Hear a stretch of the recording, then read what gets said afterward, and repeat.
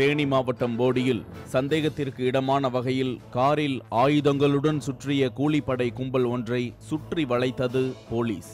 அவர்களிடம் நடத்திய விசாரணையில் முகநூலில் ஒரு பெண்ணை காதலித்துவிட்டு ஏமாற்றிய இளைஞரை தூக்குவதற்காக சுற்றுவதாக தெரிவித்து அதிர வைத்தனர்.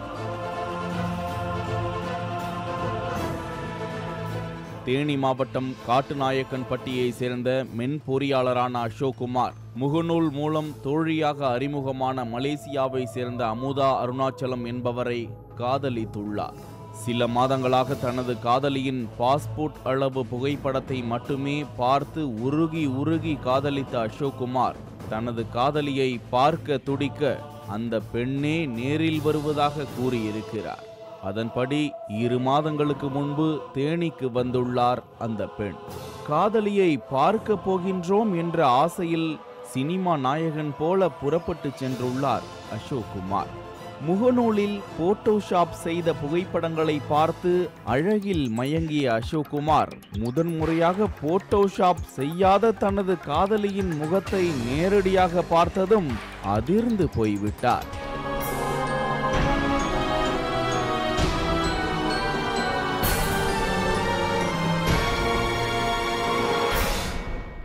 தன்னை சொக்க வைப்பார் என நம்பியிருந்த நிலையில் காதலி சொக்க தங்கம் ஜுவல்லரி மாடல் சொர்ணாக்கா போல இருந்ததால் மிரண்டு போனார். குண்டாக இருப்பதால் பிடிக்கவில்லை என்று கூறி நழுவ பார்த்தார் காதலன் அசோக்குமார். ஆனால் அழகையோ வசதியையோ எதிர்பார்க்காமல் நல்ல மனதை மட்டும் பார்த்து மலேசியாவிலிருந்து கழுத்து நிறைய தங்க நகைகளுடன் கடல் கடந்து பறந்து வந்த அந்த பெண்ணோ அடைந்தால் அசோக்குமார் என்பதில் உறுதியாக இருந்தார்.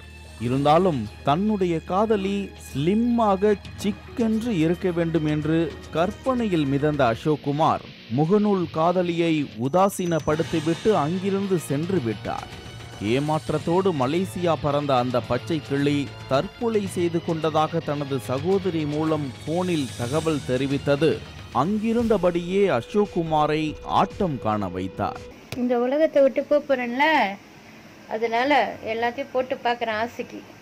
மேலும் தனது சகோதரி சாவுக்கு காரணமே நீதான் என்று குண்டை தூக்கி போட அசோக்குமார் அரண்டு போனார். மன்னிக்கும்படி கதறிய அசோக்குமாரிடம் நான் நேரில் தேனிக்கு வருகிறேன், அங்கு வந்து மன்னிப்பு கேள் என்று நிபந்தனை விதித்துள்ளார்.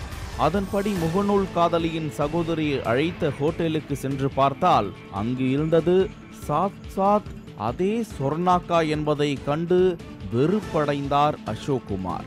தன்னை ஏமாற்ற தற்கொலை நாடகமாடி இருப்பதை கண்டு ஆத்திரமடைந்து அவரது காதலை ஒருபோதும் ஏற்க முடியாது என்று மறுத்து சென்றுள்ளார். அப்போது அசோக்குமார் மும்பையில் உள்ள தனியார் நிறுவனத்தில் பணிபுரிந்துள்ளார். இதனால் நேரடியாக பணிபுரியும் இடத்திற்கே சென்று அசோக்குமாரின் அந்தரங்கத்தை அம்பலப்படுத்தியதால் அவரது வேலை பறிபோனது. இருந்தாலும் தனது முயற்சியில் பின்வாங்காத அந்த பெண்ணோ அசோக்குமாரின் வீட்டிற்கே சென்று மாப்பிள்ளை கேட்டுள்ளார். அசோக்குமாரின் பெற்றோர் சம்மதிக்கவில்லை. இதையடுத்து இங்கேயே தற்கொலை செய்து கொள்வேன் என்று அடம் பிடித்ததால் மலேசியா பெண் மீது அசோக்குமார் தேனி காவல் நிலையத்தில் புகார் அளித்துள்ளனர். போலீசாரின் விசாரணையில் அந்த பெண்ணின் உண்மையான பெயர் விக்னேஸ்வரி என்பது தெரிய வந்தது. அத்தோடு இல்லாமல் அசோக்குமாருடன் விஜி, அமுதா, கனகா, வசந்தி, கவிதா அருணாச்சலம், பவித்ரா என போலியான கணக்குகளில் முகநூலில் சேட்டிங் செய்து கொண்டிருப்பதும் விக்னேஸ்வரி தான் என்பதும் தெரிய வந்தது. மலேசிய பெண் என்பதால் வழக்கம் போல சமாதானம் என்ற பெயரில் பஞ்சாயத்து பேசி போலீசார் வீட்டிற்கு அனுப்பி வைக்க அசோக்குமார் மீது காதலித்து ஏமாற்றியதாக வீரபாண்டி காவல் நிலையத்தில் புகார் அளித்தார் விக்னேஸ்வரி. ஏற்கனவே தேனி மகளிர் போலீசார் கைவிட்ட புகார் என்பதை தெரிந்து கொண்ட வீரபாண்டி போலீசாரும் முகநூல் காதல் ஜோடி இருவரையும் சமாதானமாக போகும்படி விரட்டியுள்ளனர். இந்த நிலையில் அசோக்குமார் ஆளை விட்டால் போதும் என்று தப்பித்து முகநூல் கணக்கையே முடக்கிவிட்டு சென்னையில் உள்ள மென்பொருள் நிறுவனம் ஒன்றிற்கு பணிக்கு வந்துவிட்டார். இந்த நிலையில் அசோக்குமாரை தேடி தேனியில் ஆட்டோவில் சுற்றியபோது ஆட்டோ ஓட்டுநர் ஒருவர் மதுரை கூலிப்படை தலைவன் அன்பரசுவின் தொலைபேசி எண்ணை கொடுத்திருக்கிறான். இதையடுத்து அசோக்குமாரை தூக்கி வந்து திருமணம் செய்து கொள்ள சம்மதிக்க வைக்க வேண்டும், இல்லை என்றால் கதையை முடிக்க வேண்டும் என்று கட்டளையிட்டு கூலிப்படையினருக்கு விக்னேஸ்வரி 1 லட்சம் ரூபாய் வழங்கியதாக கூறப்படுகின்றது. அதன்படி வார இறுதி நாளில் விடுமுறைக்கு வீட்டிற்கு வரும் அசோக்குமாரை அல்லேக்காக தூக்கிச் செல்லும் திட்டத்துடன் சுற்றிய போதுதான் இந்த கூலிப்படை கும்பல் போலீசில் சிக்கியது என்கின்றனர் காவல்துறையினர்.